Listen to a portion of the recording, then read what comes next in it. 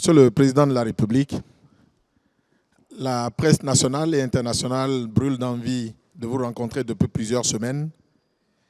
Et pour faire suite à cette demande, vous avez bien voulu vous prêter aux questions des journalistes qui ont préféré commencer par l'actualité du 7 décembre et aborder ensuite celle du 14 novembre. Merci. À nouveau, bonjour et merci pour votre présence.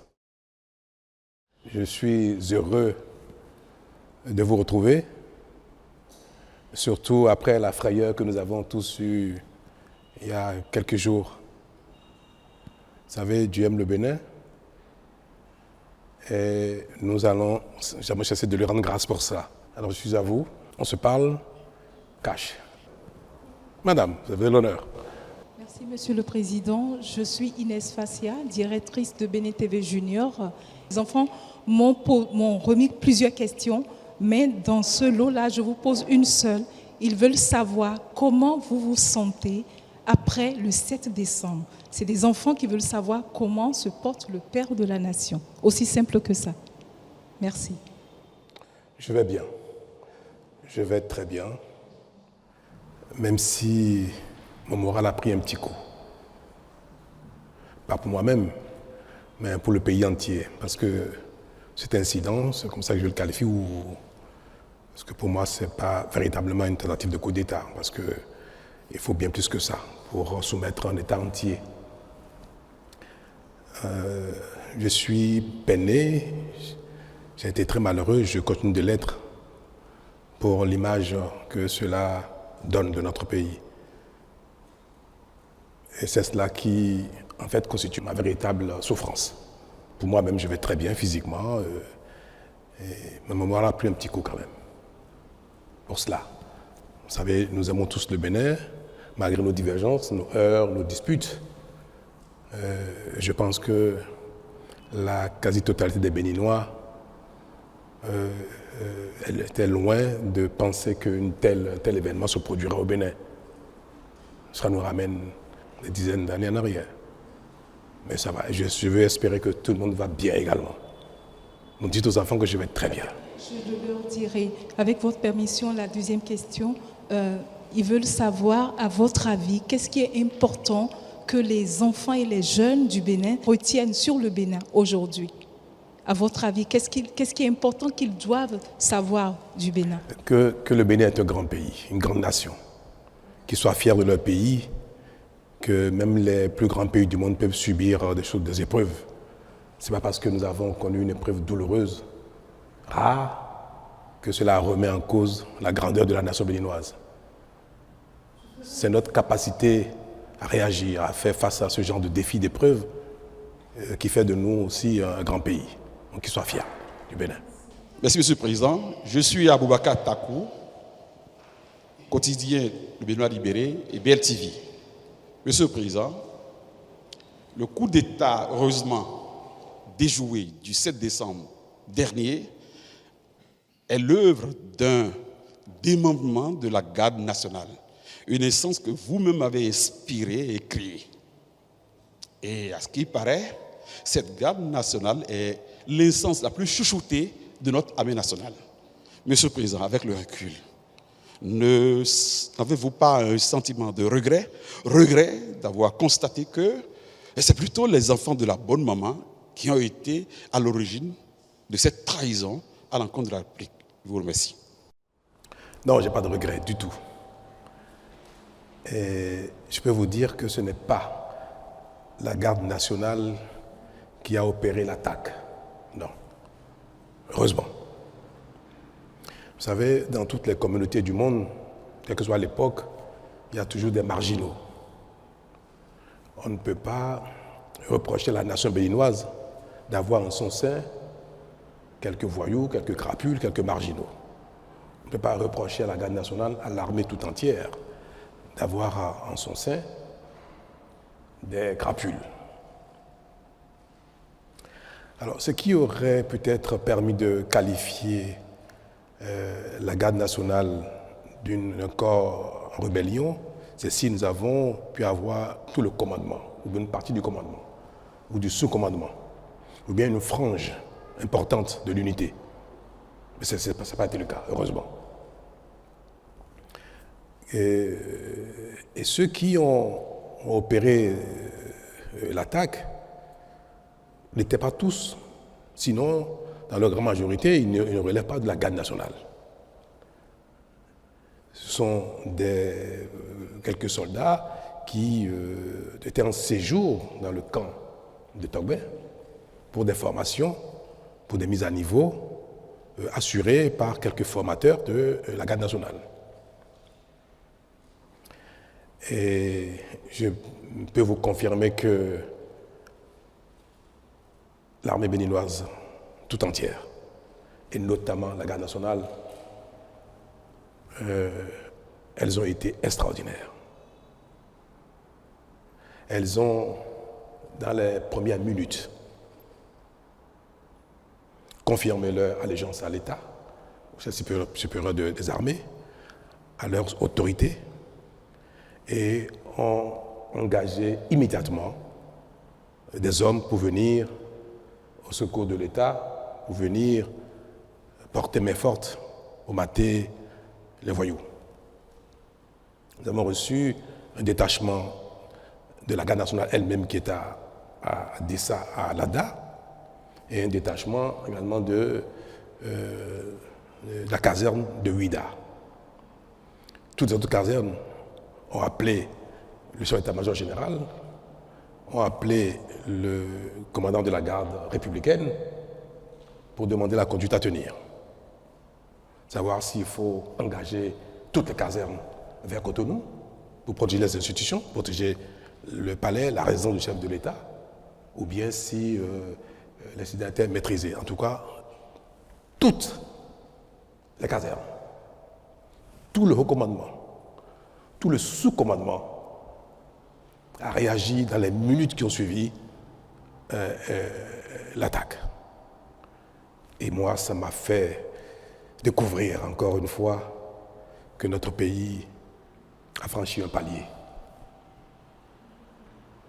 Vous savez, moi je n'appelle pas ça à la limite un coup d'État ou une tentative de coup d'État, c'est une attaque. Parce qu'un coup d'État, se saisir du pouvoir d'État requiert, certes, qu'il y ait une attaque du genre, mais qu'il y ait la possibilité que les différents corps d'armes se rallient. Qu'il y ait la possibilité que l'opinion publique, encore une bonne frange, se rallie. Que les institutions ou les principaux acteurs politiques se soumettent ou se rallient ou fassent allégeance. Mais nous n'avons observé rien de tout cela. Aucune caserne, aucun membre du haut commandement, du sous-commandement. Ils ont tous appelé, et je peux vous le dire, et je voudrais que vous en soyez fiers, ils ont tous appelé, et les voyous ont pris même eu l'outrecuidance d'appeler certains pour demander leur ralliement. Ils nous ont tout de suite informés de ces appels-là et ont exprimé leur attachement, leur loyauté à la République. Donc ce n'est pas la garde nationale, ce n'est même pas un démembrement de la garde nationale, ce n'est pas un commandement de la garde nationale, ni même un sous-commandement de la garde nationale. Je crois que nous devons garder notre fierté à l'égard de la garde nationale. Et le 1er août prochain, je serai parmi vous, dans le public ou une partie de la tribune, j'aurai le bonheur, le plaisir, l'honneur de me lever et de les applaudir. Parce qu'ils ont été extraordinaires. N'eût été ma volonté de limiter les dégâts quand ils ont fui de la télévision et se sont retranchés dans la caserne aurait été bombardée. Les renforts qui sont venus d'Alada, de la garde nationale, et de Ouida étaient en position de bombarder le camp de retrait, c'est-à-dire Togbe. Nous avons imaginé ce que ça aurait engendré comme dégâts humains, aussi bien dans la caserne que hors de la caserne. Parce qu'il y a eu beaucoup de jeunes soldats en formation qui n'étaient pas avec eux, mais qui ont embarqué. Vous avez dû le constater dans la vidéo qui a circulé à l'occasion de leur prise éphémère de la télévision. Et il disait, je crois, il n'est pas avec nous, bien suis-le, suis-le. C'était même ridicule. Une bonne partie des enfants, des jeunes qu'ils ont embarqués ne savent même pas pourquoi. Vous savez, dans l'armée, quand un chef vous dit « venez, il y a une opération », vous suivez, par discipline. Donc ils ont embarqué les enfants, les garçons, qui sont venus découvrir sur le site de quoi il s'agissait. Et beaucoup, d'ailleurs, leur ont échappé pour ne pas être mêlés à cette forfaiture. Alors mes très chers, notez que l'armée béninoise et la garde nationale ont joué leur rôle et je continue de le garder, je continue d'être fier à leur égard. Monsieur le Président de la République, je suis Paul Danogbe du média en ligne Africarou. Aujourd'hui, dites-nous quelles sont les mesures qui ont été prises pour que les Béninois n'assistent plus à ces événements, à ces tristes événements. J'ai presque envie de dire que vous êtes le plus chanceux dans la sous-région. Quel est le secret du président Patrice Talon? Ben non, je n'ai pas de secret. C'est la nation entière qui, comme je viens de le dire, n'est plus à ce stade du tout.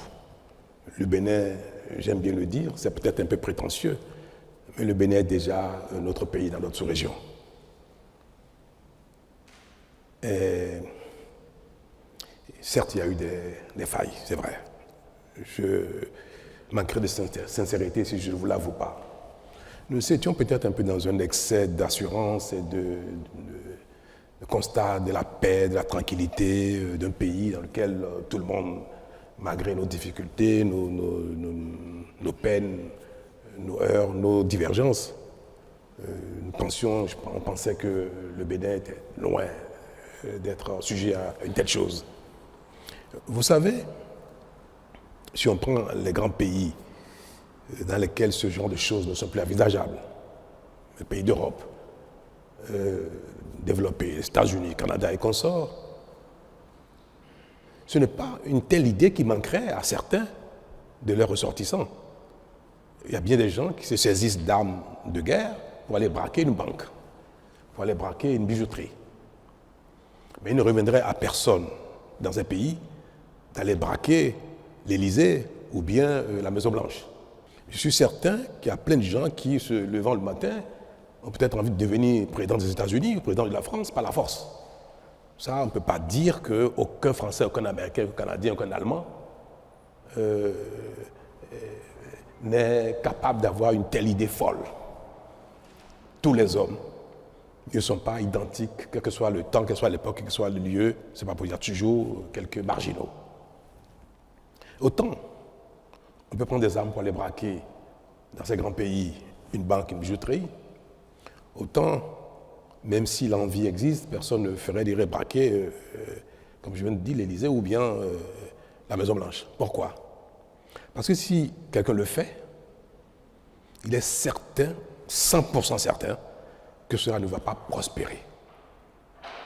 Qu'aucun corps d'armes ne suivrait. Aucun commandement ne suivrait. Le peuple ne suivrait pas. Aucune institution ne suivrait. Donc il ne pourra jamais jouir du pouvoir. Jamais. Ça peut durer 1 heure, 2 minutes, 1 semaine, même 1 mois, si c'est ceci d'armes très lourdes pour empêcher les autres corps de venir le saisir. Mais jamais celui qui penserait que ce du genre qu'il ferait ne jouirait du pouvoir. Dans certains pays qui ne sont pas à ce stade, si vous le faites, vous avez peut-être une chance sur 10, sur 20, sur 1000 d'en jouir. Il peut y avoir une partie de l'armée qui peut se rallier. Une partie de l'opinion peut se rallier. Des acteurs politiques peuvent se rallier. Alors quand la communauté, une nation est encore à cette étape-là, ce genre d'événement peut arriver. Mais une communauté, une nation dans laquelle tout ce que je viens de citer, les institutions, l'armée, consorts, jamais ne se rallie à une telle aventure, dans cette communauté, il n'y aura jamais de coup d'État militaire ou par la force. Jamais. Alors, il faut souhaiter que notre pays qui vient de démontrer qu'il est un grand pays reste sur ce palier et que notre évolution, notre émancipation, notre compréhension du monde, de la vie, des règles et consorts, n'amène plus jamais aucune frange de notre société significative. Que ce soit le peuple, que ce soit les institutions, que ce soit les armées, que personne ne puisse jamais adhérer, faire allégeance ou approuver une telle chose. Et c'est pour ça que ceux qui ont eu le courage ou l'outrecuidance, ou je ne sais pas comment je vais l'appeler, de se réjouir de ça, comme je viens de dire, les marginaux ne manquent pas, nulle part au monde. Il y en a aussi au Bénin. Il y en a même parmi la classe politique. Parmi vous, il y en a. Ceux qui se sont réjouis de cela, ils sont condamnables. On ne peut pas applaudir publiquement un crime. On ne peut pas se réjouir publiquement d'un crime. Mais je pense que plus le temps passera, et plus ce genre de marginaux seront en nombre infime, pour que la nation dans sa globalité soit effectivement une très grande nation. C'est pour dire que c'est au Bénin qu'il faut, je vais dire ça, qu'il faut apporter le salut de ce qui s'est passé, c'est-à-dire que la tentative n'est pas prospérée. Moi, je n'ai pas de secret particulier. Je suis chef d'équipe pour un temps, ça va s'achever bientôt. Et nos actions ne portent que parce que les Béninois adhèrent à ce que nous faisons, malgré les divergences qu'on peut observer ici et là. Nous ne pourrons pas dire qu'aucun Béninois n'aura jamais, plus jamais une telle idée, mais il ne faudrait pas que l'idée puisse prospérer à ce point.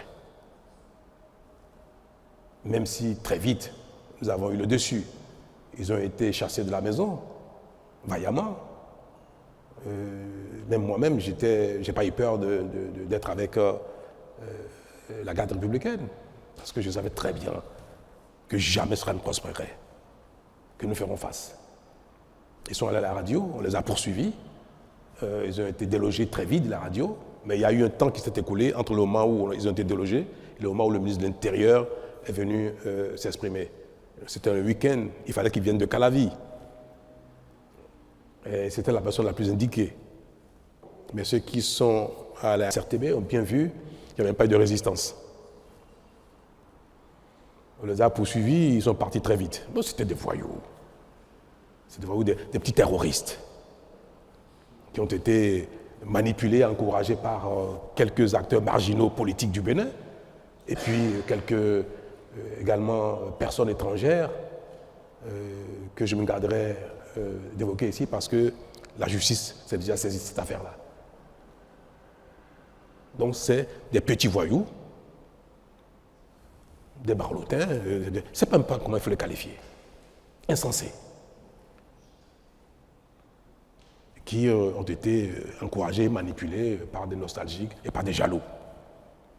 Je n'en dirai pas plus. Je suis Emmanuelle Sodji, correspondante de France 24 au Bénin. Ma question est la suivante. Quelle est votre véritable lecture politique de cette tentative de coup de force? Et puis, deuxième partie, est-ce que vous craignez que cette nouvelle tentative se produise, sachant que les principaux responsables sont encore en fuite? Merci. Ma lecture politique de ce qui s'est passé, je n'en ai aucune. Je fais une lecture sociologique de ce qui s'est passé et non politique. Pour moi, cela n'a pas été engendré par une crise politique. Cela ne pouvait pas déboucher sur une remise en cause de notre orientation politique. Non. Donc je ne tire aucune conséquence politique de cela. Le Bénin lui-même est garant de notre sécurité, de ce que personne ne peut plus s'emparer du pouvoir par la force. Ce sont ces choses-là qui sont essentiellement les garants de notre stabilité. Donc, si il n'y a pas d'assurance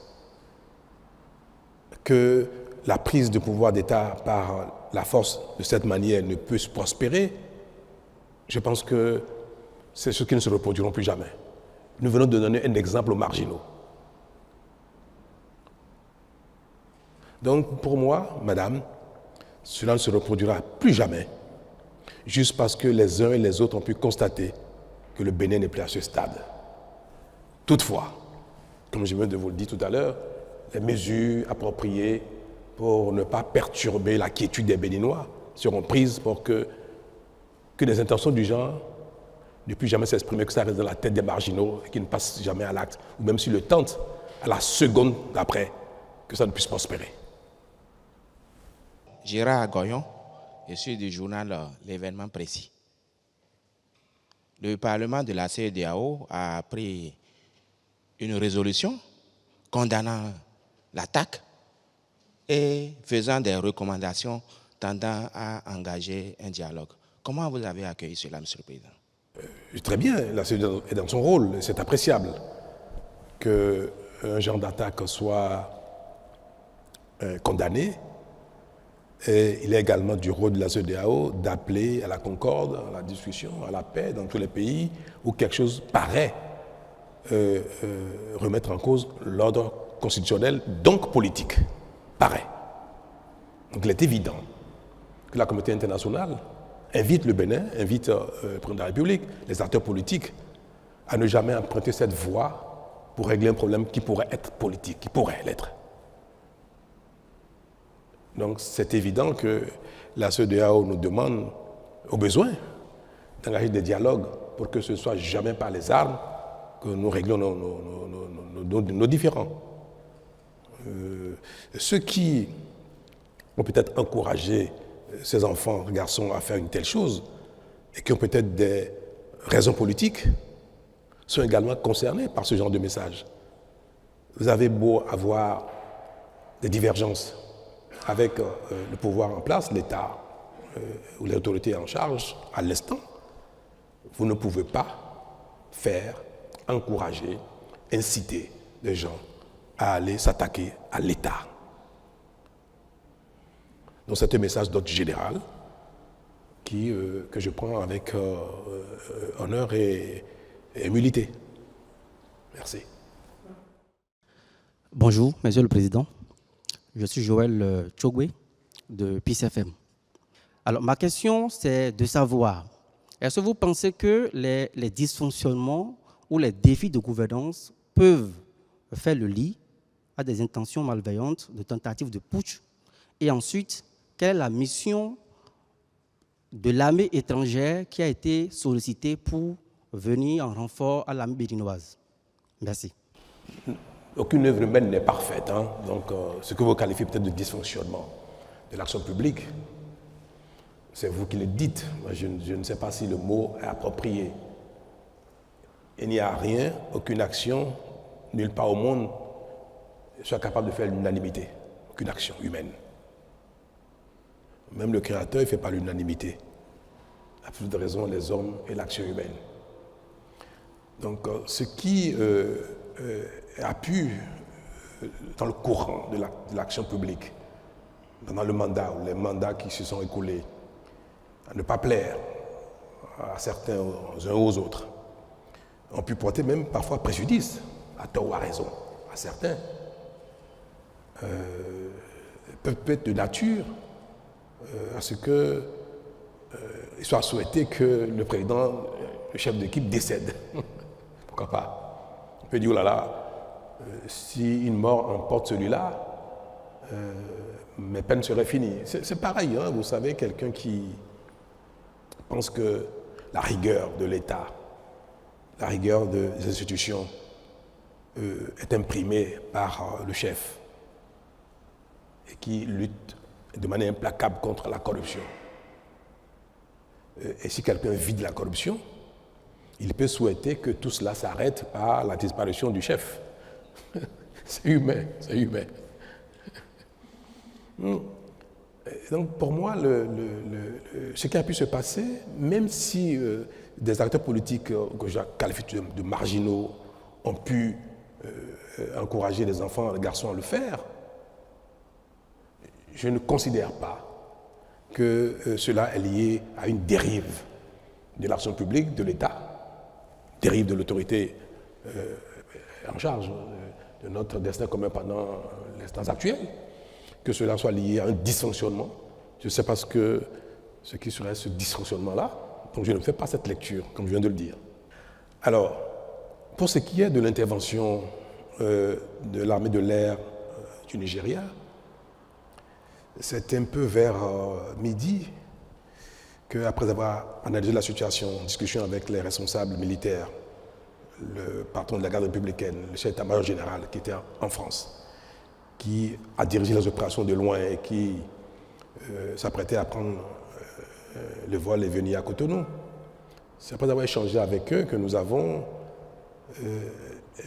décidé de faire appel à une frappe, à un pays susceptible de nous aider à faire une frappe chirurgicale. Parce qu'ils se sont retranchés à Togbin avec des armes lourdes, avec des blindés. On avait neutralisé un des blindés devant la télévision nationale, mais ils sont retournés dans la caserne avec des blindés.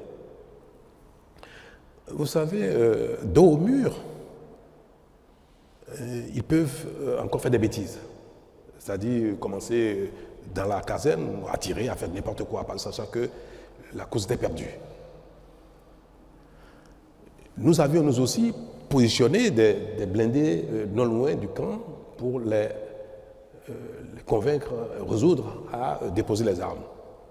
Vous ne pouvez pas être certain que des gens qui ont fait une telle folie soient quelques minutes après capables de raison, dire bon, laisse tomber. Donc il se pourrait qu'il y ait des échanges qui feraient beaucoup de dégâts dans le quartier de Togbin. La base est au cœur de Togbin. Je ne peux pas être président de la République, c'est parce que j'ai été éprouvé il y a quelques minutes que je vais dire, peu importe les dégâts que ça va occasionner, peu importe les vies innocentes qui pourraient être perdues.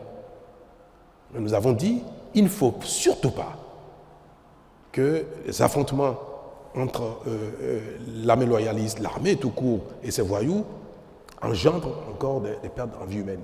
On avait déjà perdu 2 personnes. À cette heure-là, je savais déjà que l'épouse du général Bada était déjà décédée, je le savais déjà. Je savais déjà qu'on vient de perdre un des soldats de la garde républicaine. Je venais de voir un deuxième qui a reçu une balle qui a brisé complètement le bras. Donc pour moi, nous étions en train de perdre déjà 3 personnes. Est-ce que ces voyous, il faut les bombarder, les anéantir et les tuer? Nous avons aboli la peine de mort au Bénin. Nous n'allons pas, par nos armes, tuer des gens qui sont dans le crime.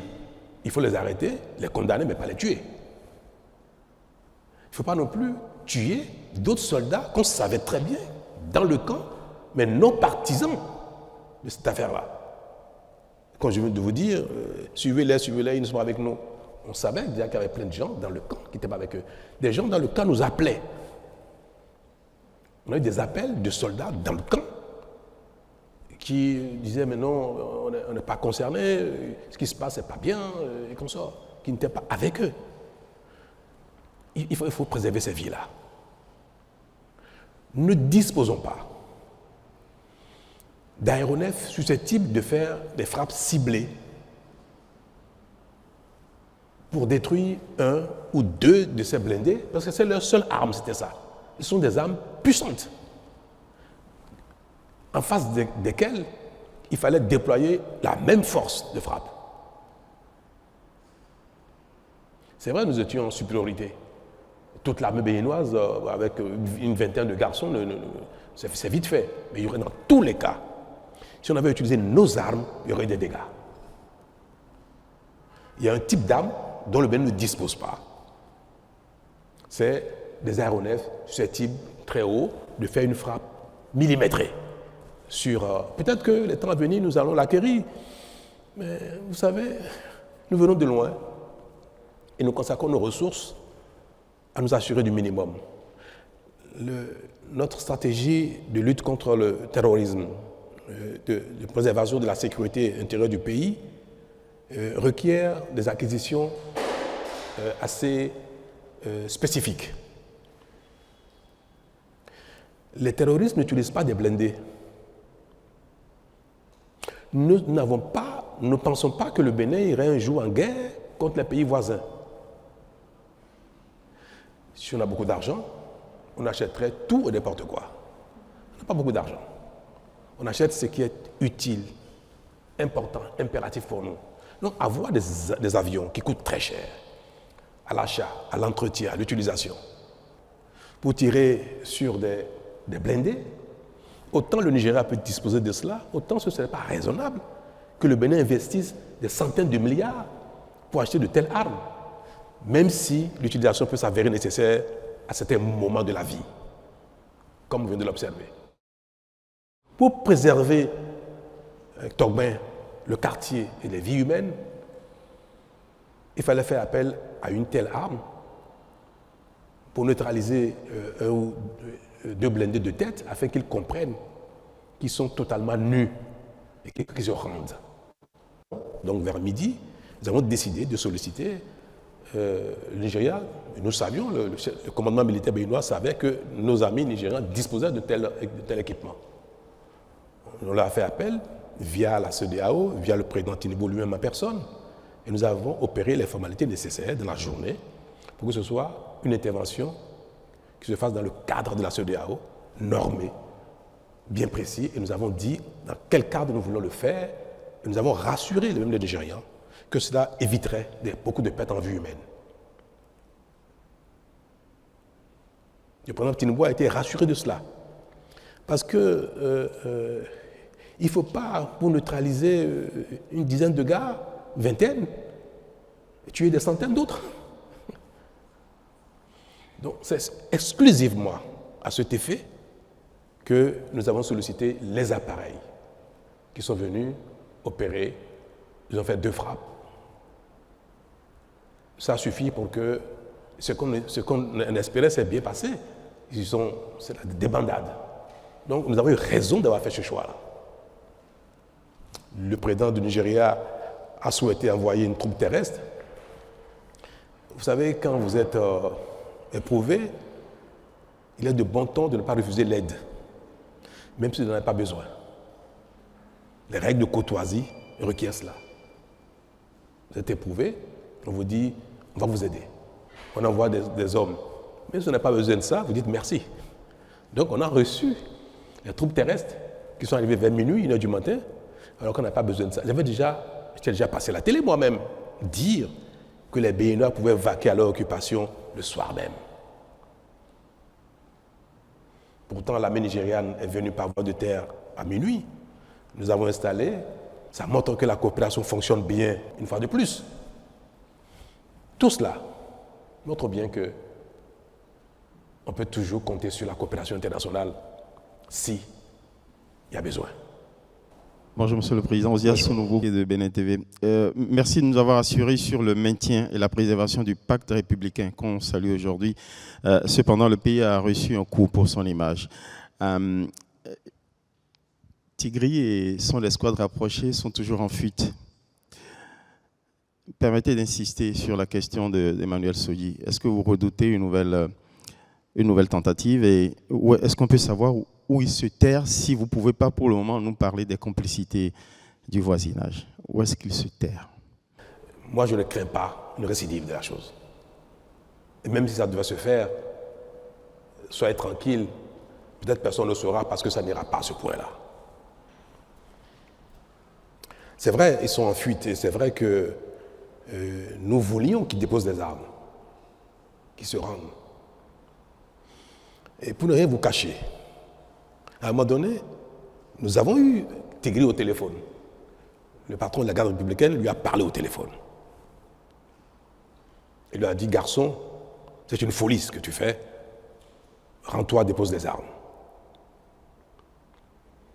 Il a dit, ah non, il ne faut pas sous-estimer ma capacité de nuisance, c'est pas ce qu'il a dit. Non, mais nous voyons que vous voulez nous bombarder. J'espère à un moment donné, ils étaient déjà dans la demande d'un apaisement eux-mêmes.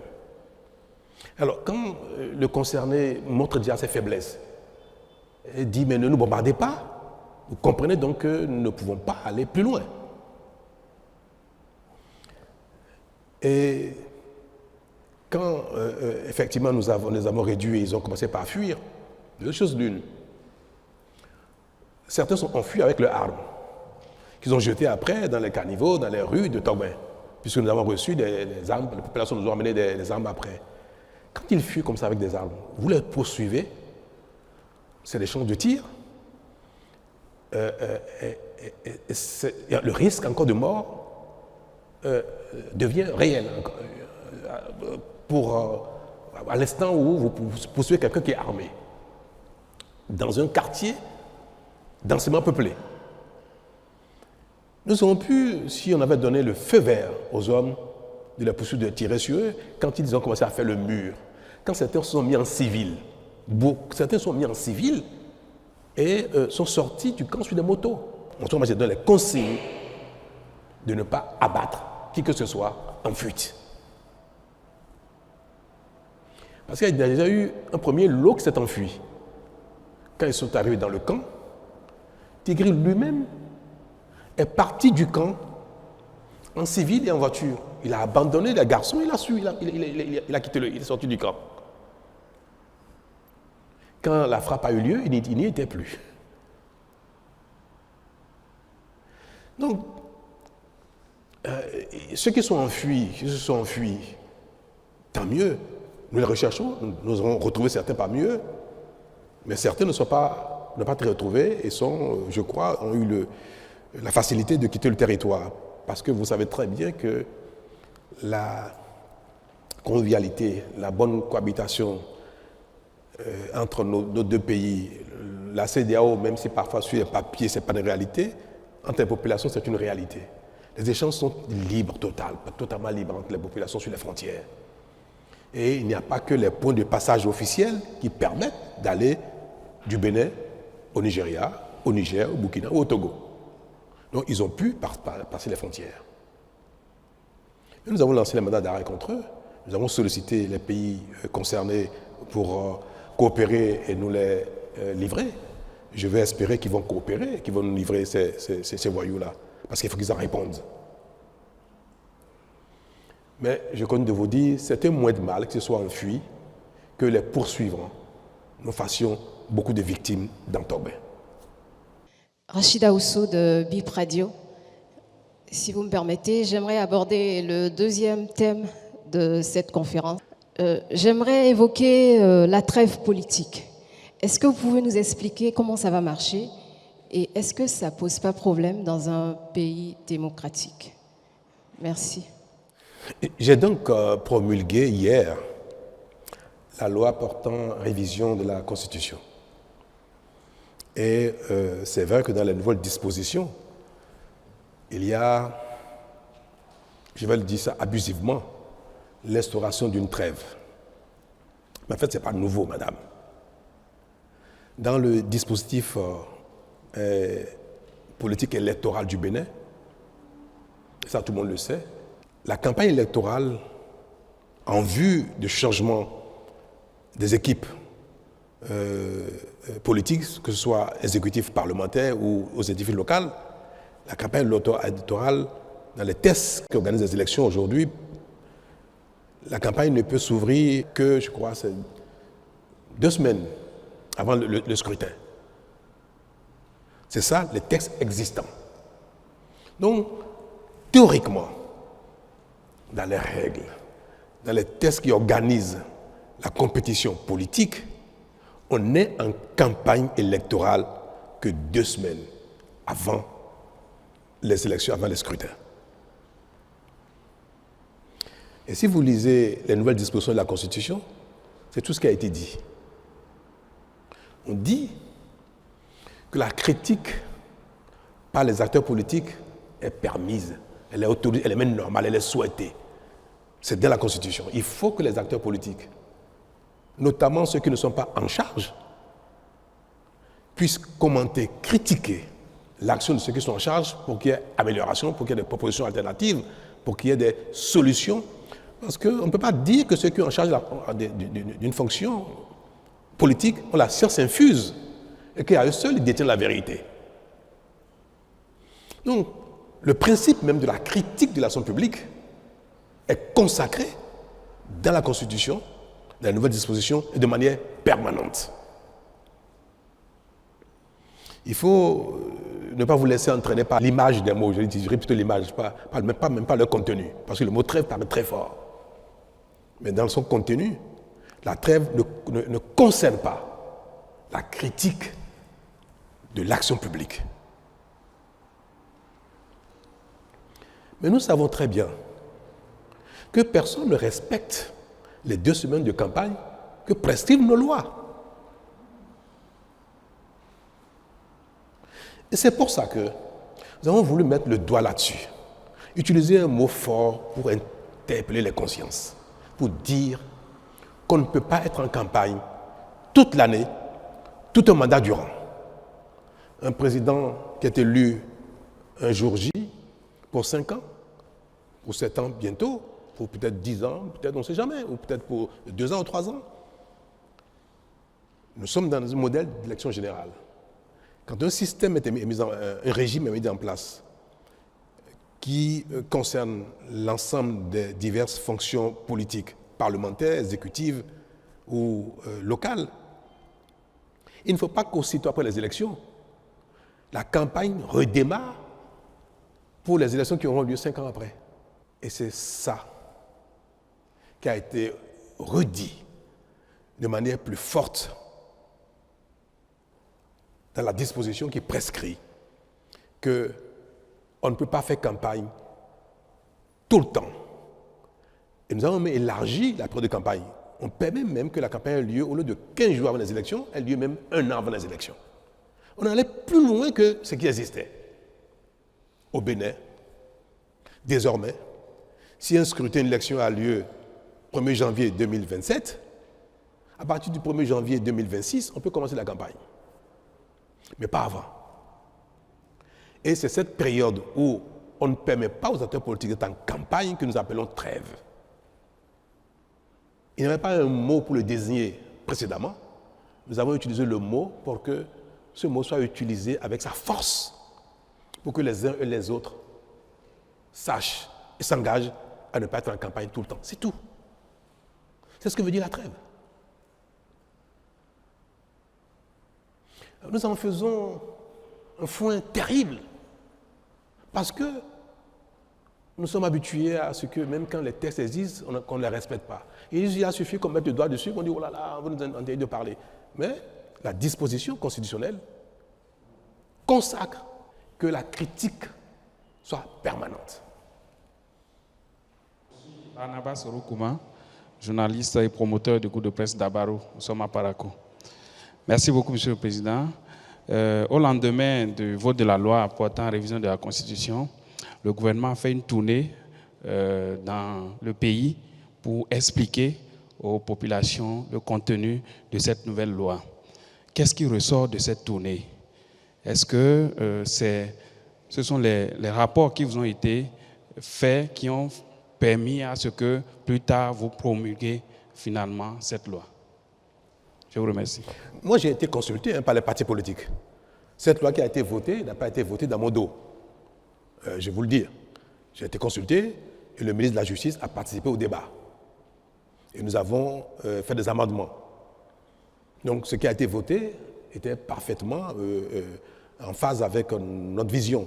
Et je change beaucoup avec les partis politiques qui appuient l'action gouvernementale. Je n'exerce pas la fonction tout seul. Je suis en concertation permanente avec les partis politiques qui nous accompagnent.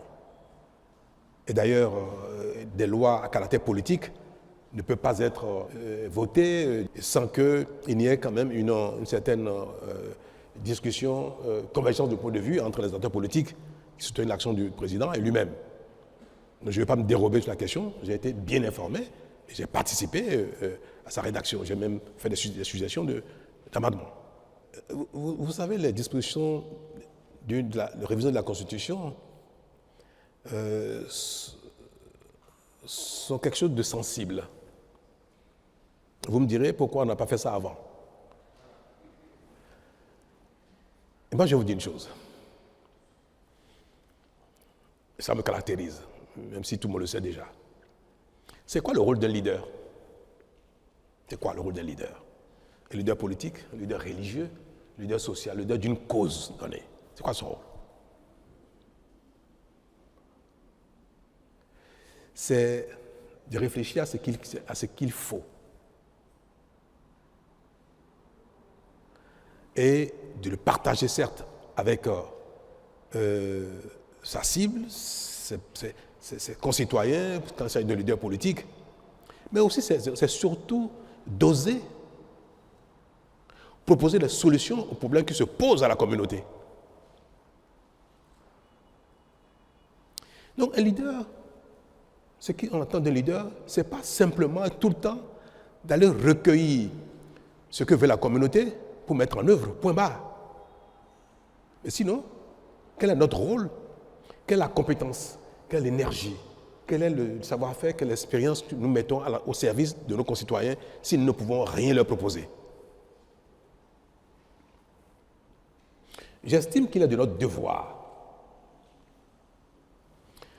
de faire l'analyse de nos conditions de vie, de l'environnement international, national, et de proposer les solutions les plus indiquées pour que le pays avance. Si je dois attendre que les solutions viennent de mes concitoyens qui, dans leur quotidien, s'occupent de ceux qui les concernent directement et que ce pourquoi ils m'ont élu, ce pourquoi ils ont élu les députés, il faut qu'on se dérobe pour aller leur demander, mais sur telle situation, qu'est-ce qu'il faut faire? Mais c'est une faillite. Donc il ne faut pas se dérober. Nous pouvons voter une loi et rendre compte. Je crois que c'est ce qui a été fait.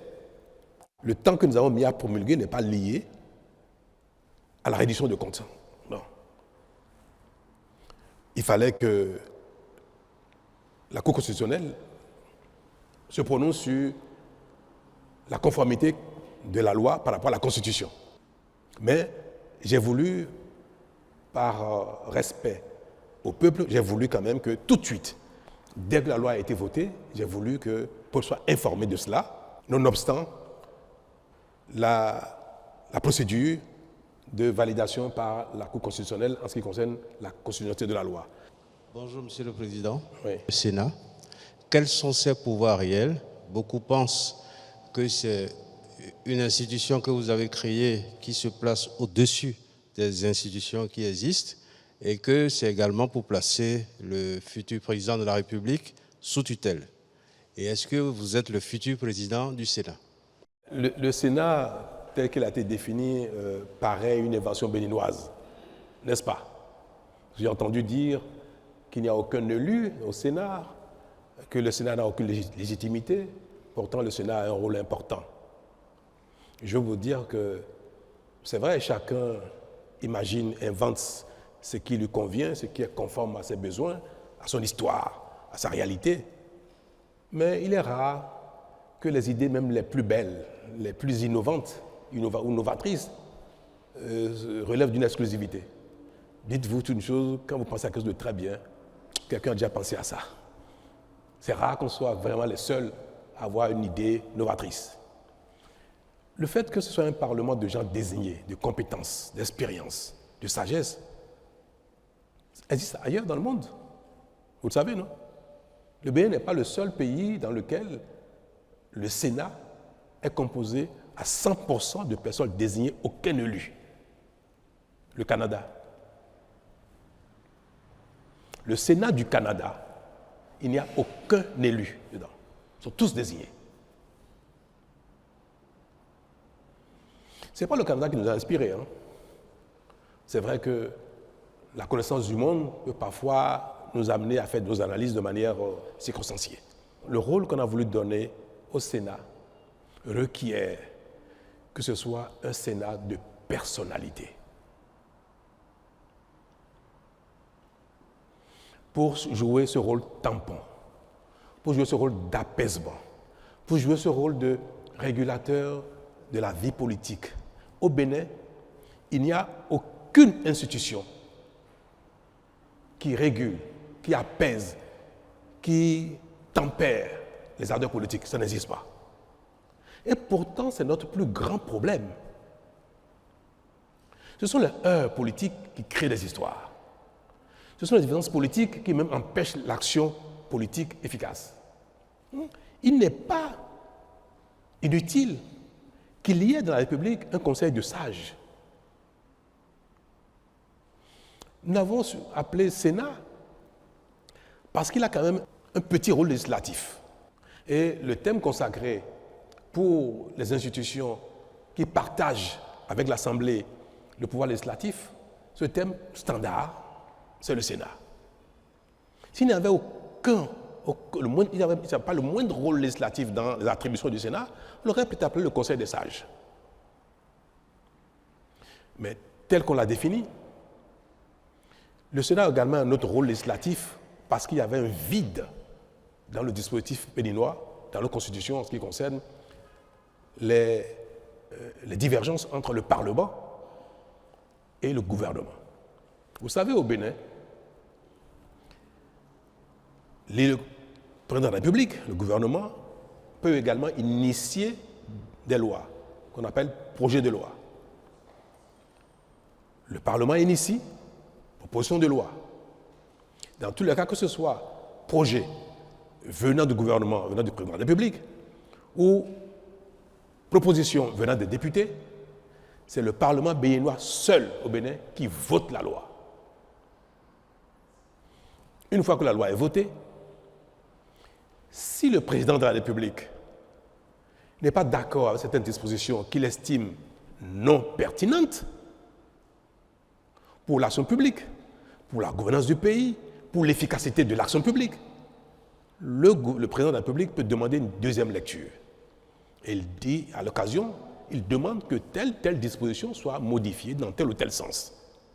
Il peut suggérer même d'introduire de nouvelles dispositions dans la loi qui a été votée. Et le Parlement se réunit une seconde fois et une dernière fois sur la loi en question pour prendre en compte, pour analyser, pour examiner les demandes du président de la République. Le Parlement est autonome, souverain. Il a beau recevoir les demandes du président, il a beau recevoir ses commentaires, le Parlement peut ne pas suivre la demande du président de la République et voter la loi telle qu'elle avait déjà voté la première fois, ou voter différemment, en tout cas, peut ne pas donner suite à la demande du président de la République. C'est la réalité législative au Bénin. Mais nous sommes dans un régime présidentiel où l'ensemble de l'action publique, de développement, d'organisation, de sécurité, de financement, tout cela relève des prérogatives du président de la République. Quand il y a divergence majeure entre le président de la République, entre le gouvernement et le Parlement, il peut y avoir un blocage. Et on l'observe dans les grands pays où ils ont un système bipolaire, où le pouvoir est véritablement partagé entre un Parlement, je vais donner l'exemple de la France, entre le Parlement et le président de la République. Parce que ce n'est pas un régime parlementaire, c'est un régime présidentiel, mais qui partage son pouvoir exécutif avec la majorité parlementaire. Il peut y avoir des blocages terribles. Le Bénin n'est pas dans un régime du genre, mais quand même, les lois peuvent être votées sans l'approbation ou sans prendre en compte les demandes ou les exigences du président de la République. C'est bien pour la démocratie, mais parfois pour les pays comme les nôtres, ça génère des paralysies ou ça génère des perversions. Et c'est surtout les perversions qu'il faut craindre. Pendant longtemps, pour ceux qui ont la mémoire des choses, pour voter les lois au Parlement, ce sont des valises d'argent qui vont à Porte-Novo. Vous avez oublié ça apparemment. Pourtant, ça date d'à peine 10 ans. On en parlait de manière confortable. C'est devenu quelque chose de courant. Ça ne gênait plus personne. les lois, toutes les lois pratiquement, en tout cas les lois majeures, notamment si c'est une proposition de loi venant du gouvernement, il faut payer avant que le Parlement ne vote. C'est une proposition de loi dans laquelle le président ou le gouvernement a un intérêt particulier sur une disposition particulière. Elle a beau être pertinente, s'il ne paye pas, ce ne sera pas voté. Les valises d'argent circulaient entre Cotonou et Porto-Novo. Tout le monde le savait, ça. Et ça nous convenait bien. Nous étions tombés dans une perversion qui est devenue quelque chose de sport national, comme la plupart de nos travers. Hein. Mais j'ai été très vite confronté aussi à cette demande-là. J'ai dit, avec moi, pas question. C'est fini ça. Moi, je suis venu pour réformer. Et c'était l'une des raisons pour lesquelles j'avais dit, je ferai un seul mandat de réforme et ça me suffira parce que j'ai considéré qu'il fallait combattre nos tares, nos perversions, nos vulnérabilités et que cela allait améliorer la population publique. La bonne gouvernance, allait instaurer la bonne gouvernance. Et j'ai combattu, j'ai refusé. Mais ce n'est pas n'importe qui résiste à ça. Mais j'ai entrepris, moi, honorablement, de parler avec la classe politique entière, tous les partis existants, y compris les FCBE d'alors, en proposant un pacte, en proposant qu'on travaille ensemble. Une partie a accepté, d'autres ont reçu le dictat de leur chef. Non. Mais j'ai réussi à recomposer une majorité au Parlement pour accompagner l'action publique, mon action. Je ne peux pas, parce que moi je suis chanceux, parce que je suis parfois un peu kamikaze, je ne peux pas voir des imperfections, des choses graves qui génèrent des travers et en partant dit bon, tant pis, moi je m'en suis sorti, le reste on verra bien. C'est mon pays. C'est le pays de mes enfants, mes petits-enfants, de vos enfants, de nous tous, de mes concitoyens, les gens de mon village, les gens du village voisin, les gens du village lointain. Bref, c'est le pays de mes concitoyens. Et si Dieu me donne une longue vie, je serai béni encore peut-être pendant quelques années, et je vais subir la gouvernance de mon pays. Donc, je ne peux pas voir quelque chose mérite d'être corrigé, quelque chose est une faiblesse, une tare, une perversion, et laisser ça ainsi. C'est pour ça qu'on a suggéré qu'il y ait un organe qui soit capable d'arbitrer entre le président de la République et le Parlement en cas de blocage, au cas où une loi serait votée par le Parlement. Le président de la République demande une deuxième lecture. Le Parlement ne tient pas compte de la demande du président. Donc, il y a deux positions. Et cela peut être une loi importante. C'est vrai que les lois de finances, la Constitution a prévu les voies et moyens pour contourner les blocages. Mais il y a plein d'autres lois qui sont d'importance pour la République et qui parfois font l'objet donc de blocages entre le Parlement et le gouvernement. Nous avons dit qu'il peut y avoir un conseil de sages, de sachants, les gens qui ont été au Parlement, qui ont été dans la fonction, qui ont été à la Cour constitutionnelle, sont des personnalités diverses qui peuvent examiner la demande du président, la loi votée par le Parlement, et dire le Parlement a raison, le président de la République a tort, ou bien le président de la République a raison, c'est le Parlement qui a tort. Un tel organe peut permettre, si le président de la République a des observations, des demandes qui vont dans le bon sens, qui sont d'intérêt général, un tel organe peut permettre que cette loi soit votée, soit promulguée selon les demandes pertinentes du président, afin que ce ne soit pas des considérations politiques, mesquines, qui empêchent la mise en œuvre de quelque chose qui est bon pour le pays. Nous considérons que, ne regardez pas le Sénat l'entame, imaginez le Sénat dans 10, 15, 20 ans. Un organe du genre qui rassemble autant de personnalités qui ont été dans ces genres de fonctions, forcément à quelque chose de plus que le gouvernement lui-même, que quelque chose de plus que le Parlement lui-même en matière d'appréciation de l'intérêt général. Un tel Sénat peut être un bon arbitre, parce que c'est pour aussi que le président de la République veuille faire quelque chose qui qui ne soit pas de l'intérêt général, ou bien qui soit purement relatif à un calcul politique. Voilà l'une des raisons pour lesquelles nous avons dit que le Sénat peut avoir un petit rôle législatif. Le Sénat ne peut pas reformuler la loi. Il peut simplement dire telle position paraît plus conforme aux intérêts de la nation que telle position donc donne raison à l'une position. Et quand le Sénat arbitre, la disposition ou la loi ou les dispositions de la loi qui ont reçu l'arbitrage du Sénat s'imposent. Et en ce moment, le président est tenu de la promulguer, ou sinon, la Cour constitutionnelle proclame la loi exécutoire. Voilà un aspect qui relève de ce que je sais de la fonction que j'ai exécutée pendant bientôt 10 ans. Le Sénat également peut demander parfois une deuxième lecture. Le Parlement a voté une loi et le Sénat estime qu'il y a telle disposition qui sont peut-être pas suffisamment pertinentes ou qui ne vont pas dans le bon sens. Le Sénat peut conseiller, en fait, peut demander au Parlement, je vous suggère d'examiner telle chose. Vous revotez la loi.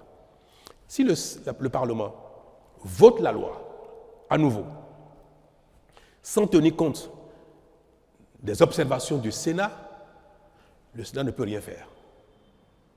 Le Sénat s'incline parce que le Sénat n'a pas véritablement le pouvoir législatif direct. Il peut arbitrer, il peut conseiller, mais il ne peut pas voter une loi. Donc, si l'Assemblée nationale n'est pas favorable aux observations du Sénat, l'Assemblée vote en son âme et conscience, souverainement. Et maintenant, c'est une affaire entre l'Assemblée et le président de la République, qui sont les deux qui détiennent la légitimité du pouvoir législatif et exécutif. Voilà. Voilà pourquoi nous avons instauré le Sénat. Il y a une troisième prérogative, mission du Sénat, c'est d'appeler de temps en temps les acteurs politiques à la raison. Vous savez, on me dit, mais la Cour constitutionnelle est déjà un organe qui régule la vie politique, mais ce n'est pas vrai. On dit, mais les acteurs politiques peuvent répondre devant la loi de ce qu'ils font. Mais on ne répond pas souvent devant la loi, les acteurs politiques, de nos actions politiques. Il y a plein de choses que le politique peut faire, peut dire, qui ne soient pas condamnables au pénal, mais qui peut porter préjudice grave à la nation entière. Tout à l'heure, je vais vous donner 2 exemples. Donc, la Cour constitutionnelle ne statue que sur la conformité des textes, des lois, des règlements par rapport à la Constitution. La Cour constitutionnelle ne statue pas sur le caractère politique, le caractère pertinent des actes, des lois et autres. Jamais.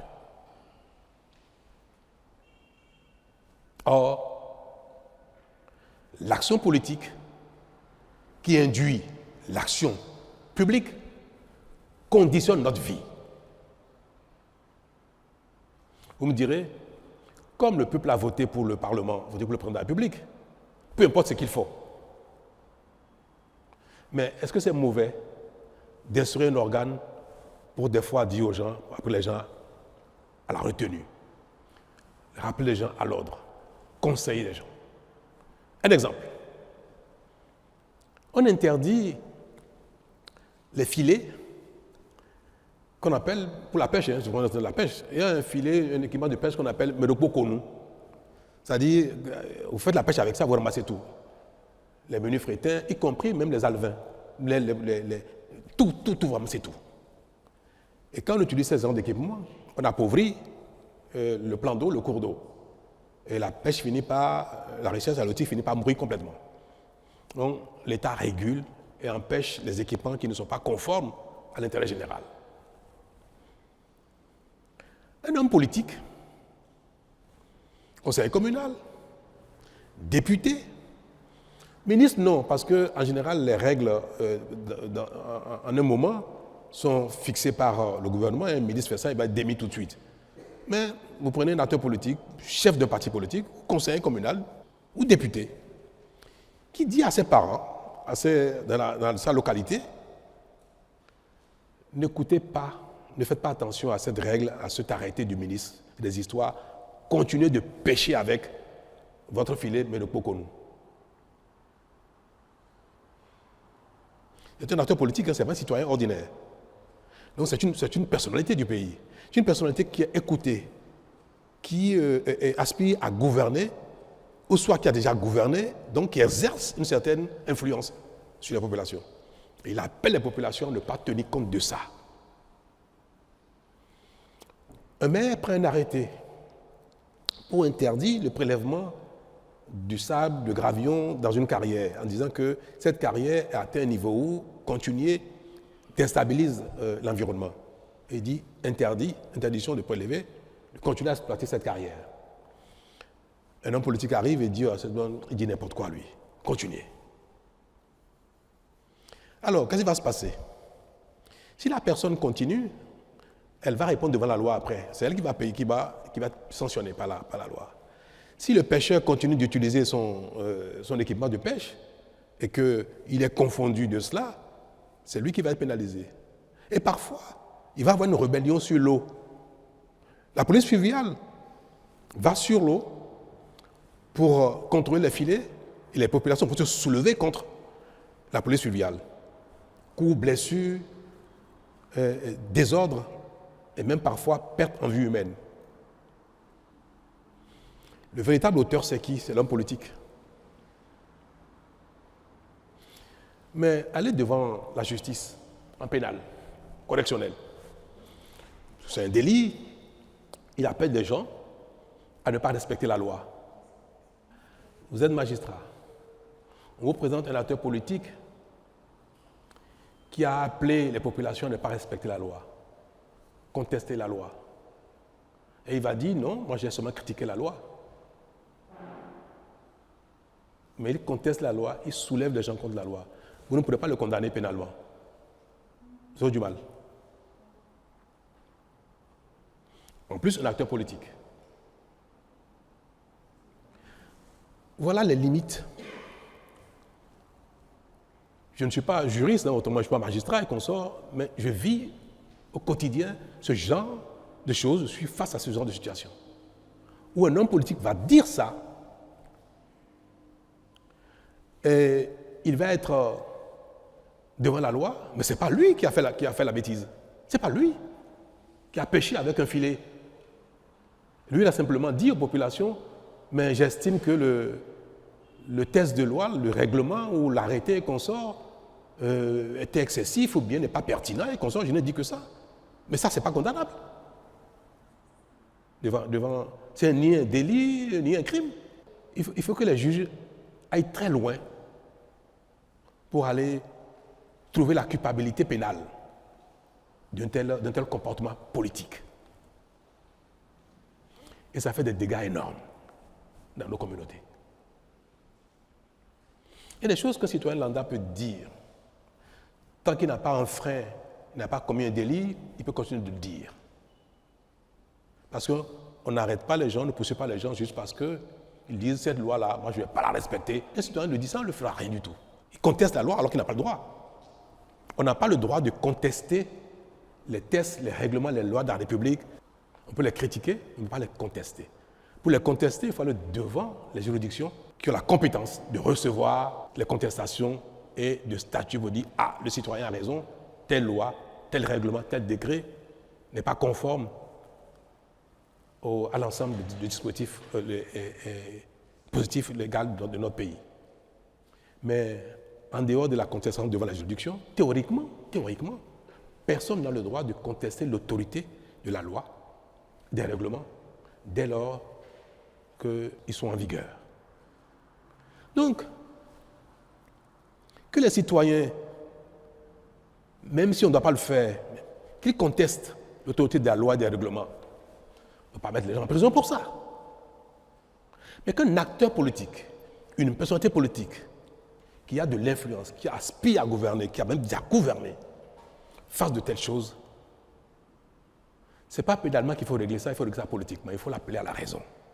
Il faut qu'il y ait parfois, comment on dit, un observatoire pour dire tel ou tel, ce que vous faites pour un politique, pour un chef de parti, pour un ministre, pour un député, pour un conseiller communal, ce n'est pas bien parce que vous remettez en cause l'ordre global.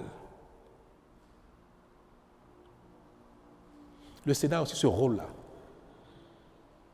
de pouvoir interpeller les acteurs politiques sur des choses qui sont contraires à l'intérêt général, qui sont contraires à la sécurité, qui sont contraires à la paix.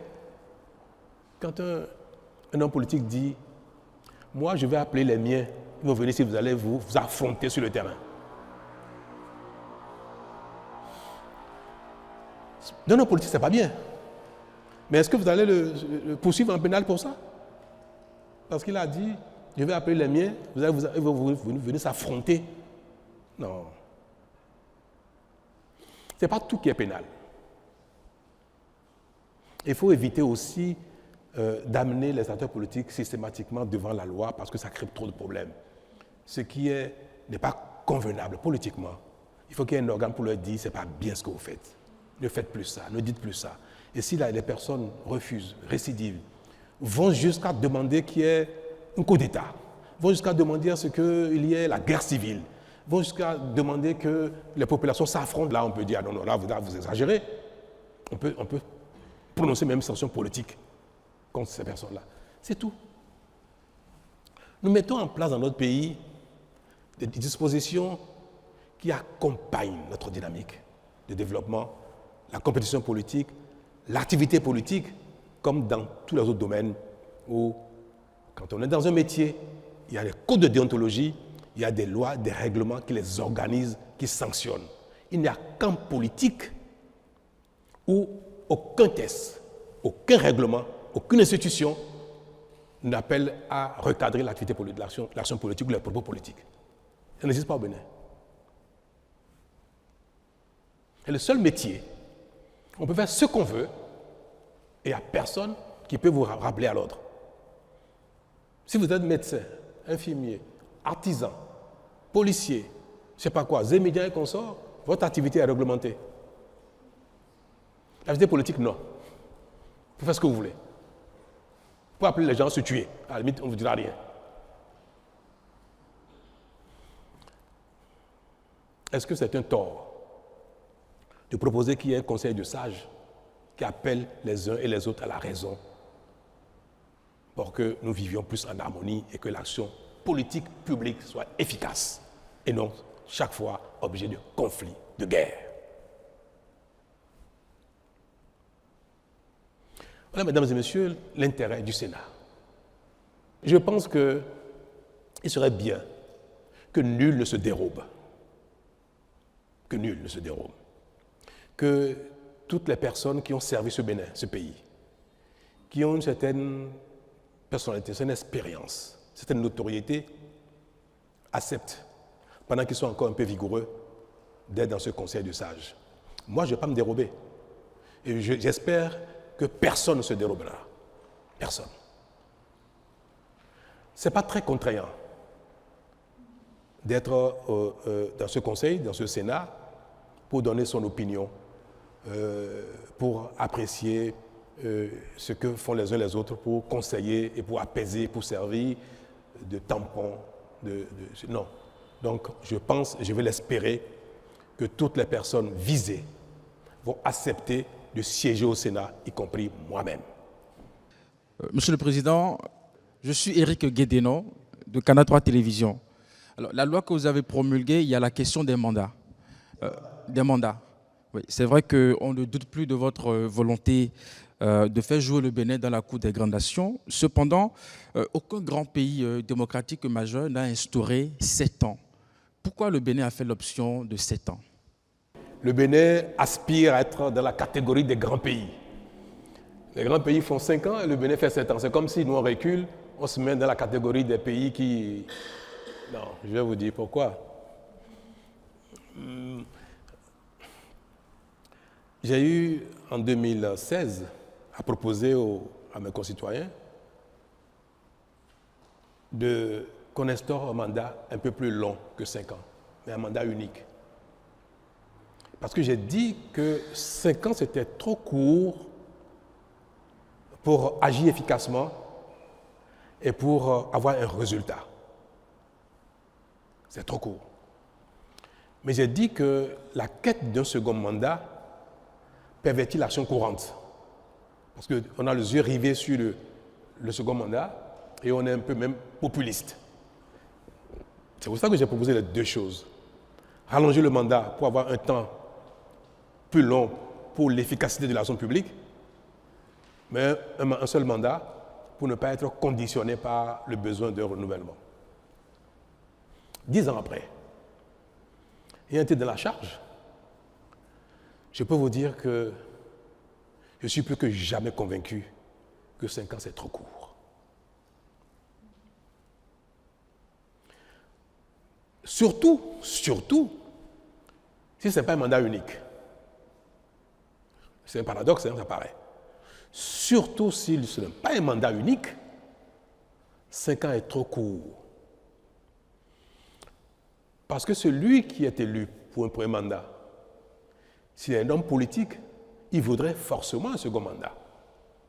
La vocation politique ne s'exprime pas seulement pour exercer la charge de la fonction une seule fois.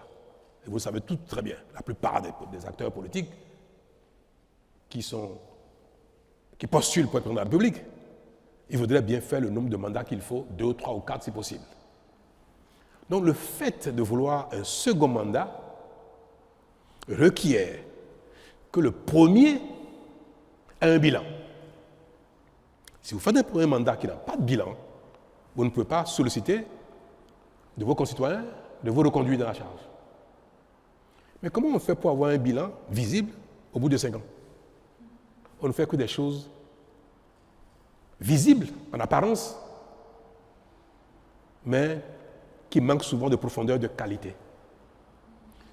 Une telle situation pousse les gouvernants, le président de la République, les régimes,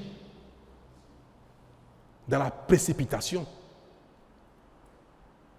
Et tout ce qui est fait est bâclé. Sans études,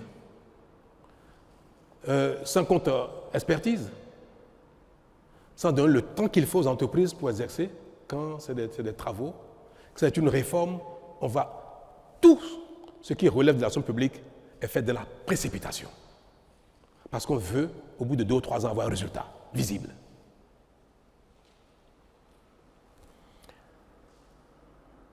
Les pays qui font 4 ans, les grands pays, 4 ans, 5 ans, c'est des pays dans lesquels tout est déjà fait.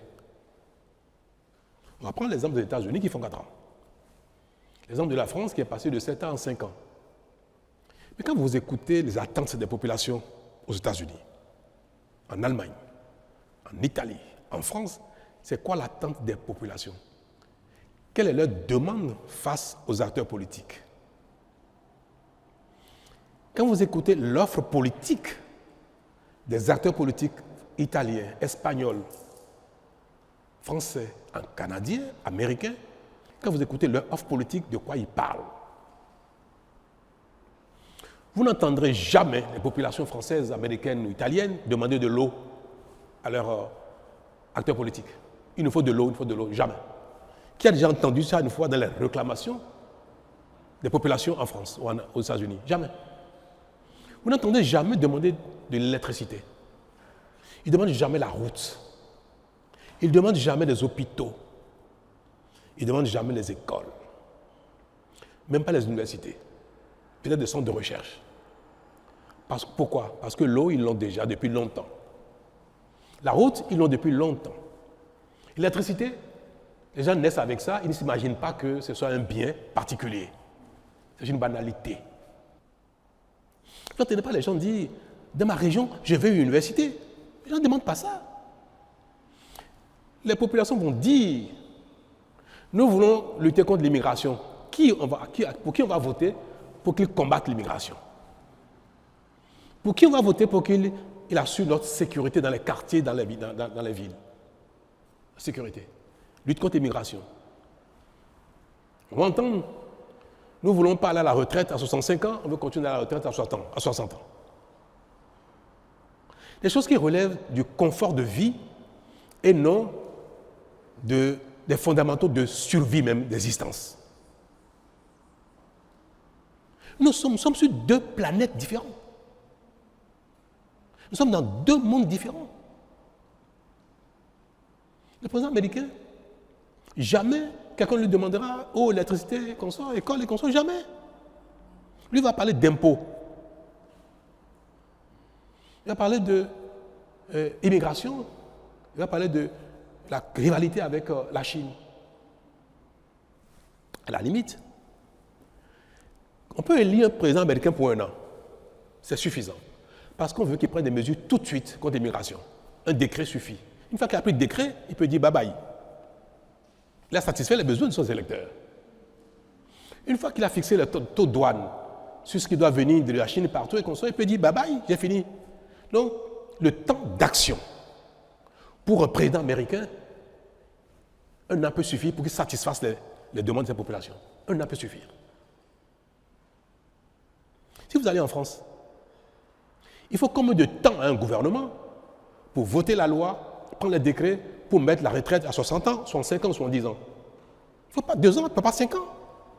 Il faut combien de temps pour prendre un texte pour modifier les conditions d'immigration en France? Pas du temps. Alors, nous imitons des gens qui n'ont pas du tout le même problème que nous. Alors que pour construire des routes, quand vous voulez, on attend de vous, dans chaque localité, qu'il y ait des routes dans chaque localité. Si vous faites ça ici, vous ne faites pas ça là-bas, après les 2 ou 3 ans, vous avez les élections, ils ne voteront pas pour vous. Vous n'avez rien fait pour eux, pour la route. Moi, je suis arrivé, j'ai espéré qu'au bout de 5 ans, j'aurais atteint 80-90% de couverture en eau potable. C'était mon plan, c'était ma volonté, on était engagé là-dedans. Il y a encore des endroits où on dit, mais on a demandé de l'eau, vous êtes venu ici en campagne, on n'a pas eu l'eau. Certains n'ont pas eu de marché, pas eu de stade. Nous avons une course contre la montre. Ça a été terrible. Moi, j'ai pris 20 ans en 5 ans. Ouais, je n'étais pas comme ça il y a 10 ans. Et quand je regarde ma courbe de vieillesse, je vois que je suis sorti de la courbe. J'ai vieilli plus vite que je devais l'être. Mais c'est pour dire que le temps de l'action efficace est beaucoup plus long que le temps de la reddition de comptes, le temps politique. Mais quand les gens vous demandent des centres de santé, les gens vous demandent des écoles, les gens demandent de l'eau, c'est d'une telle urgence. Mais malheureusement, si au bout de 1 ou 2 ans, vous n'avez pas fait ça, les populations ne comprennent pas que le temps imparti n'est pas suffisant, qu'il faut beaucoup plus que ça. Vous vous rappelez, j'ai invité les femmes ici, dans Tokpa, ici à la présidence. Je les ai invitées, j'ai dit, dans Tokpa ne peut pas rester là indéfiniment.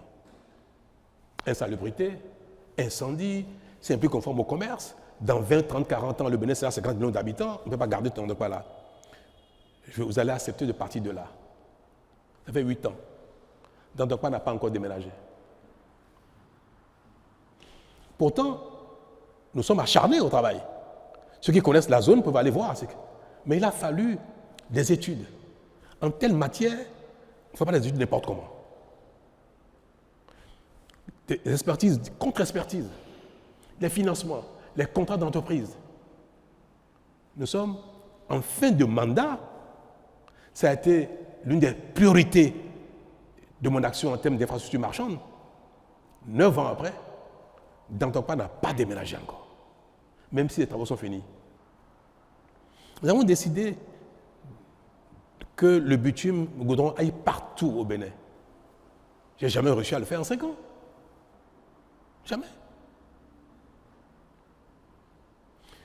Mes chers amis, si nous passons notre temps à imiter, à copier les autres, nous n'allons jamais réussir à faire ce qu'ils ont fait dans le passé, quand les conditions étaient différentes, quand ils avaient le temps plus long, les temps d'action plus longs. Nous faisons un saut dans l'avenir avec nos besoins qui datent du Moyen-Âge et nous voulons utiliser les mêmes outils, les mêmes tests, les mêmes temps que ceux qui ont fini avec ça il y a 50 ans, il y a 100 ans, il y a 200 ans. Si nous voulons que nos hommes politiques, les présidents que nous allons élire, ne fassent pas un remake de Maria Aguilera, il faut leur donner le temps de l'action. Maria Aguilera a été un échec pour deux raisons essentielles. La précipitation. Le président Boni-Yayi, je pense qu'il est lui aussi, il voulait qu'il y ait de l'électricité. Parce que c'est des choses qui dans votre bilan, vous qualifient. Tellement ils étaient pressés qu'ils sont adressés à des gens incompétents. Ils n'ont pas le temps d'apprécier la compétence de ceux qui leur ont fait des études. Ils n'ont pas eu le temps de demander des contre-expertises pour voir si c'est pertinent, sur les choix technologiques qui ont été proposés. Les vendeurs d'illusions, il y en a partout dans le monde. Vous êtes pressés, on va vous vendre n'importe quoi.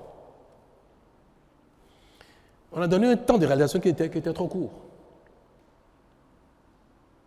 Même si la corruption a été un élément. Mais je pense que l'élément fondamental d'un tel échec,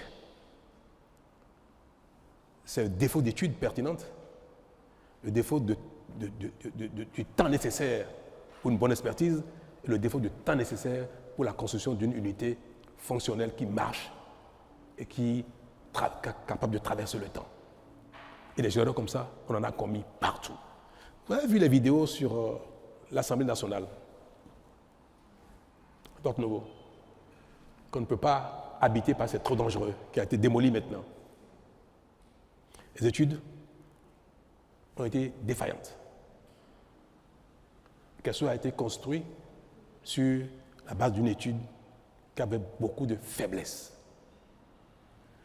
Il y a des choses qui requièrent 1 an, 2 ans d'études. Ganvier, c'est un endroit pittoresque qui peut servir le tourisme. Mais les conditions d'hygiène et de vie n'y sont pas. Maintenant, on a fini de faire le réseau d'eau. Subaquatigan, sous l'eau. L'électricité, c'est en cours. Mais la collecte des eaux usées, la station de traitement, c'est maintenant que c'est en cours. C'est maintenant que c'est en cours. 9 ans après. Ganvier sera cette merveille, maintenant, peut-être dans 2 ou 3 ans, parce que maintenant ça va aller vite. Mais il a fallu peut-être 10 ans d'études, d'expertise, de contre-expertise.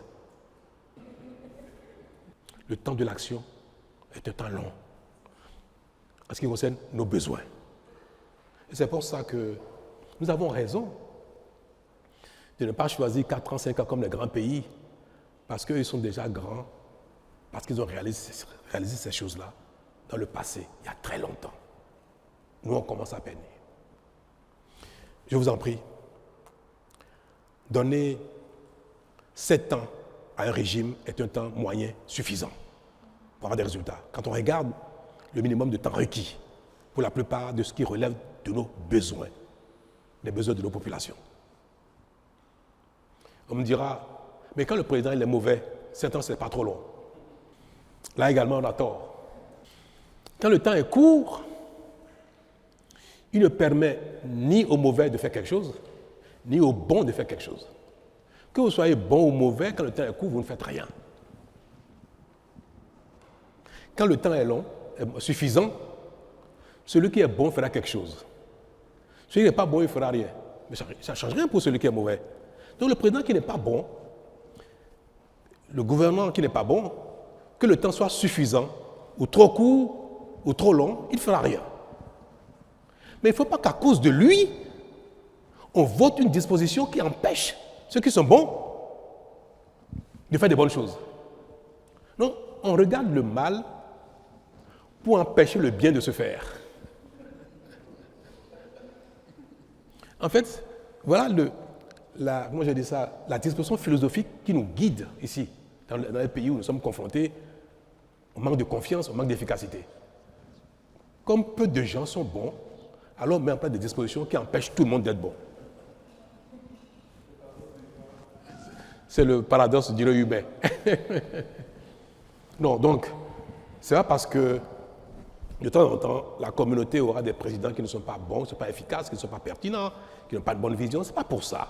qu'il faut considérer que jamais il n'y aura de bons présidents et en conséquence, on met des tests en place qui ne donneront jamais la possibilité à quelqu'un de bien inspiré de faire des choses pour satisfaire nos besoins. Voilà pourquoi j'ai estimé que partant de la fonction, j'estime que ce que je peux faire de bien pour mon pays, c'est de relever tout ce que j'ai pu constater pendant mes 2 mandats, tout ce que j'ai pu analyser. Mais quand même, j'ai parfois l'esprit assez critique. Je parviens à observer. Donc, mais tout ce qu'il faut comme solution pour transformer l'essai, pour que le Bénin aille plus loin, plus vite, plus efficacement, plus durablement pour les temps à venir, je me suis permis de dire, voilà, de ce que j'ai pu observer, ce qui nous permettra de transformer l'essai. Ne peut pas avoir été dans cette fonction pendant 10 ans et parti sans laisser quelques indications pour ceux qui vont nous succéder. Ce n'était pas à mon profit. Ce sera au profit de personne, ce sera au profit du Bénin. Merci, Monsieur le Président. Agapit Maforikan de la télévision privée commerciale Télé Bénin. Monsieur le Président, je voudrais juste rebondir sur les 7 ans toujours, mais concernant les maires et les députés. Cette fois-ci, 7 ans renouvelables une seule fois. Pour le Président, c'est limité. Une fois, ça peut se comprendre. Pourquoi pour les élus locaux et pour les députés, ce n'est pas limité. Merci, Monsieur le Président. Le fait de limiter le nombre de mandats pour des élus qui ne sont pas dans l'exécutif, parce qu'on aura appliqué le même principe qu'on a adopté pour le président de la République, était une erreur pour ces 2 raisons suivantes. Nous sommes dans un régime présidentiel. L'action publique est exercée par le président de la République. Tout ce que vient de dire, le bilan, le temps d'action, l'efficacité dans le rôle, l'énergie qu'il faut pour mettre tout ça en œuvre, c'est requis pour le président de la République, mais ce n'est pas requis pour un député. Est-ce qu'on est d'accord? Donc nous sommes en fait dans 2 champs différents de compétences, 2 champs d'exigence, 2 champs de disponibilité différents. Ce qui justifie qu'un président de la République ne pas rester longtemps parce qu'il va s'écléroser, il va se fatiguer, sa vision, il va rester enfermé dedans, il ne va pas pouvoir faire les corrections qu'il faut, il est dans l'action. Et pour ça, il ne faut pas qu'un homme s'éternise au pouvoir. Mais par contre, le député le plus efficace, qui va avoir le plus de pertinence dans l'action parlementaire, c'est le député qui a de l'expérience. Et on peut l'observer. Les parlementaires sont plus pertinents dans les analyses, dans les suggestions, dans les propositions, dans les analyses comparées, quand ils ont de la matière, quand ils ont de l'expérience. Donc, on prive le pays de ce que les gens ont pu capitaliser comme expérience politique et qui est requis dans l'action parlementaire, qui est requis dans l'action législative. Voilà une raison suffisante pour dire qu'on a appliqué les critères de prendre la République aux autres alors que ce n'est pas du tout la même chose. La deuxième raison, c'est la démotivation que cela peut générer dans l'animation de la vie politique et dans l'appartenance au parti politique. Celui qui ne peut plus être un élu, il est démotivé, il n'est plus engagé, il n'est plus actif. Est-ce qu'il faut systématiquement qu'il y ait un renouvellement systématique des acteurs politiques ou bien il faut qu'il y ait un renouvellement mérité? Est-ce que c'est parce que d'autres attendent qu'il faut nécessairement dire ceux qui ont déjà été acteurs politiques quitter la scène que les autres montrent? C'est une façon d'amener, de faire la promotion, non pas par le mérite politique, mais pas simplement le principe de renouvellement systématique. Ce n'est pas en toute chose dans la vie que le renouvellement systématique est un bienfait, est pertinent. Il y a bien de domaines dans la vie où il ne faut pas renouveler les gens de manière systématique.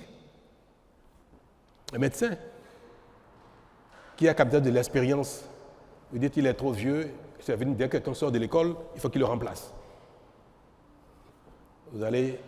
Si on fait ça, on va tuer la qualité de la médecine. Vous direz que comparaison n'a pas raison.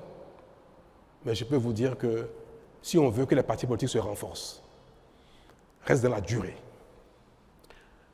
concourent à la stabilité politique, concourent à la continuité de l'action publique, il faut que ce soit les populations qui décident pour qui ils vont voter. Il faut que ce soit les partis politiques qui décident de qui va monter de rang, de cran, de palier en raison de son intelligence, de son génie, de son engagement, de son militantisme et de ses mérites, au lieu de rendre cela systématique.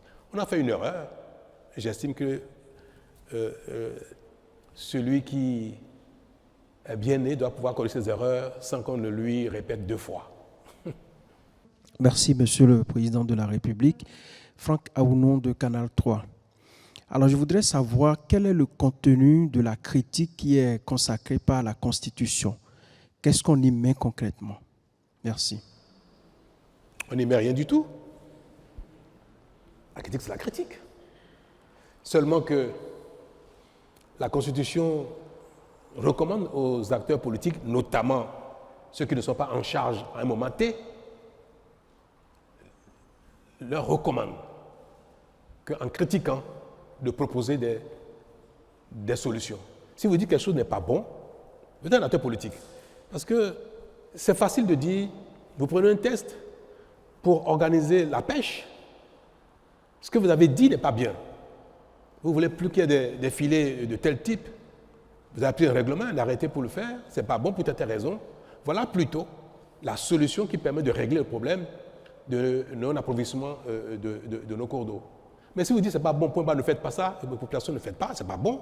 Ce n'est pas, pour un acteur politique, ce n'est pas bien. D'autant que nous voulons que par la Constitution, on veut réserver aux acteurs politiques la gouvernance du pays. On les privilégie. On dit, ce sont les partis politiques. Ce sont ceux qui ont un parcours politique qui vont gouverner le pays.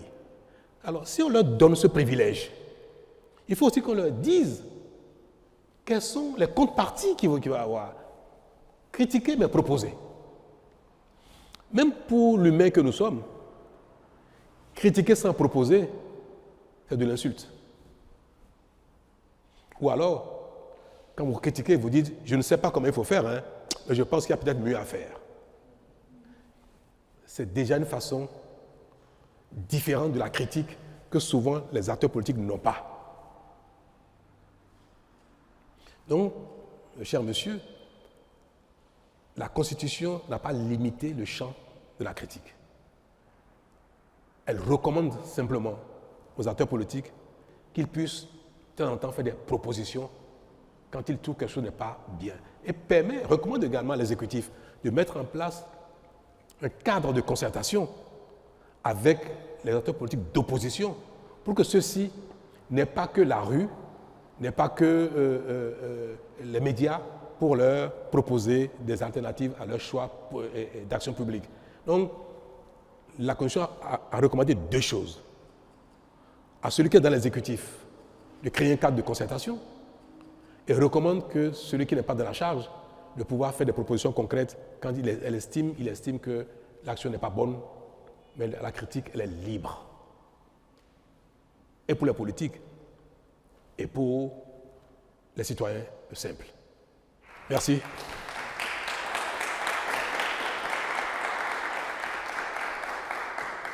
Je voudrais, avant de vous adresser mes vœux de manière formelle, vous souhaiter une bonne année, vous des médias et de la presse.